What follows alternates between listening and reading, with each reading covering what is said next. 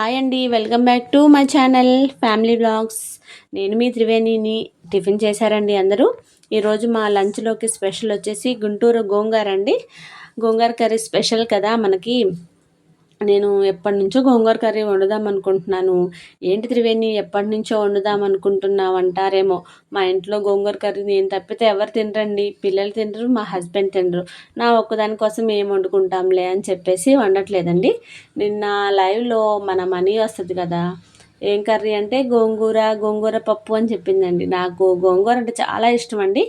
అని చెప్పేసి వాళ్ళు తినకపోయినా వాళ్ళకి పప్పు ఏదో ఒకటి వండేసి నేను గోంగూర వండేసుకుందామని చెప్పేసి తీసుకున్నాను. 10కి 4 కట్టలు ఇచ్చారండి గోంగూర. తీసుకుని అవి కడిగేసుకుని సరిపోను వాటర్ యాడ్ చేసేసి స్టవ్ ఆన్ చేసి పెట్టేశానండి. ఒక 10 మినిట్స్కి పొంగొచ్చేసింది. చూస్తే గోంగూర మెత్తగా ఉడికిపోయిందండి. ఒక్కొక్కసారి గోంగూర ఉడకదండి, ఎంతసేపు ఉడకబెట్టినా కూడా. ఈసారి మంచిగానే ఉడికిపోయింది. ఈ గోంగూరలోకి నేను ఆనియన్స్, పచ్చిమిర్చి, టమాటో తీసుకుని కట్ చేసేసుకున్నాను. అలాగే చింతపండు కూడా యాడ్ చేసుకోవాలండి. ఎక్కువ యాడ్ చేసుకోకూడదు చింతపండు, ఎందుకంటే ఆల్రెడీ గోంగూర పులుపు ఉంటుంది. మనం దానికి టమాటో కూడా యాడ్ చేస్తున్నాం కాబట్టి చింతపండు కొంచెం తీసుకుంటే సరిపోయిద్ది. ఇలా గోంగూర మెత్తగా ఉడికిపోయిన తర్వాత ఇవి మనం కట్ చేసుకున్న ఈ ఆనియన్స్, పచ్చిమిర్చి, టమాటో, కొంచెం చింతపండు, ఉప్పు, పసుపు, కారం యాడ్ చేసేసి ఒక 10 మినిట్స్ మగ్గనిస్తే చాలండి. ఎందుకంటే ఉడికిపోయింది కాబట్టి గోంగూర. ఇవి కూడా సిమ్లో పెట్టేస్తే ఒక 10 మినిట్స్లో మగ్గిపోతాయి. మా చిన్నప్పుడు నాన్న వాళ్ళు పొలంలో గోంగూర జల్లేవాళ్ళండి గింజలు. చాలా అంటే చాలా గోంగూర ఎక్కువగా ఉండేది. గోంగూర పచ్చడి నిల్వ పచ్చడి చేసేవాళ్ళు మా అమ్మ వాళ్ళు. ఎక్కువగా పొలం వెళ్తారు కాబట్టి టమాటో, గోంగూర, పచ్చిమిర్చి, మామిడికాయ పచ్చడి ఇలా నిల్వ పచ్చళ్ళు ఎక్కువగా చేసేవాళ్ళండి. ఈ గోంగూర పచ్చడి ఎక్కువ రోజులు నిల్వ ఉండకపోయినా స్మెల్ మాత్రం చాలా బాగుంటుందండి. దాంట్లో కొంచెం నెయ్యి వేసుకుని గోంగూర పచ్చడి వేసుకుంటే అబ్బా ఎంత బాగుంటుందంటే అంత బాగుంటుందండి. మీరు ట్రై చేశారా లేదా? చూడండి, ఒక 10 మినిట్స్ అయిపోయింది. తర్వాత మగ్గిపోయిన టమాటాలు కూడా దించేసేసుకుని మెదిపేసుకుంటానండి.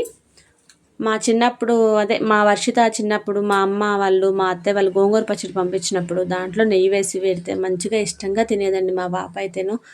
నాకు ఇష్టమే ఆ గోంగూర పచ్చడి అంటే. ఇలా మెదిపేసేసుకున్నానండి. ఇలా మెదిపేసుకుని తర్వాత స్టవ్ ఆన్ చేసి ప్యాన్ పెట్టేసి సరిపడా ఆయిల్ వేసేసానండి. ఆయిల్ హీట్ ఎక్కిన తర్వాత దీంట్లోకి జీలకర్ర, ఆవాలు, ధనియాలు వేసేసి 2-3 ఎండుమిర్చి కూడా వేసేసుకోండి.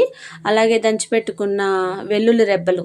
వెల్లుల్లి ఎంత టేస్ట్ అంటే అంత టేస్ట్ ఉంటాయండి.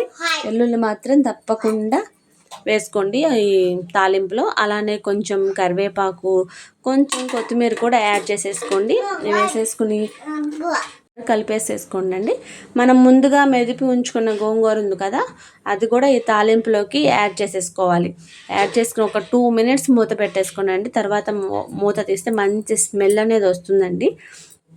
మీలో అంటే గోంగూర ఎలా చేస్తారు కొంతమంది పచ్చిశనగపప్పుతో చేస్తారు. పచ్చిశనగపప్పు గోంగూర, మళ్ళీ రొయ్యలు వేస్తారు, ఎండు చేపలు వేస్తారు, పప్పులో పెడతారు. ఇలా ఒక్కొక్కరు ఒక్కొక్కలా వండుతారండి. నేనైతే ఇలా చేశాను.